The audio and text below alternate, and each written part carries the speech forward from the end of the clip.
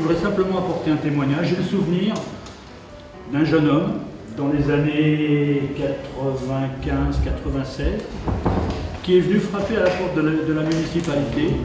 Il avait envie de s'investir dans la musique. Il savait qu'il y avait un conservatoire à Villeneuve-Saint-Georges qui était vieillissant, moribond, qui manquait de dynamique, et lui il avait envie. Il avait cette niaque, cette pêche. Il voulait dynamiser la musique.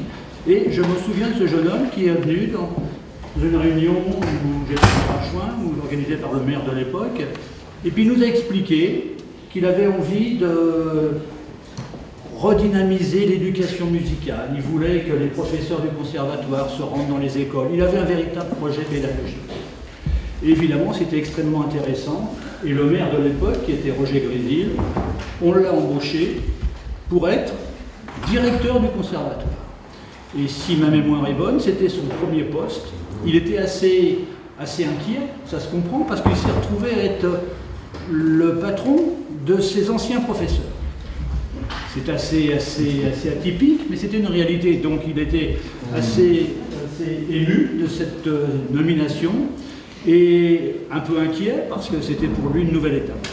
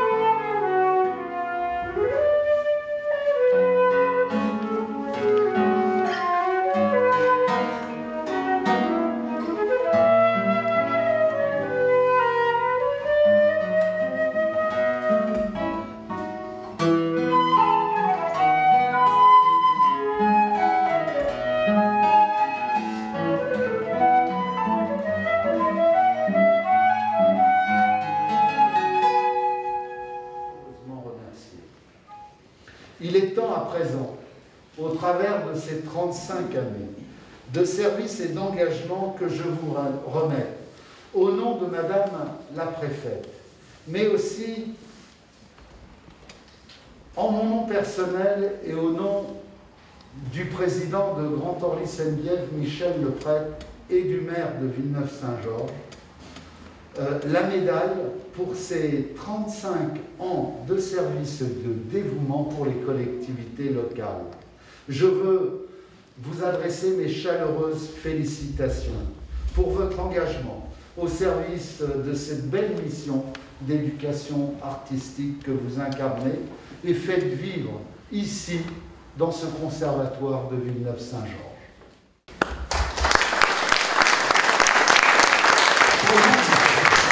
Je vous remets et décore de la médaille d'or pour 35 années de service dans les collectivités territoriales.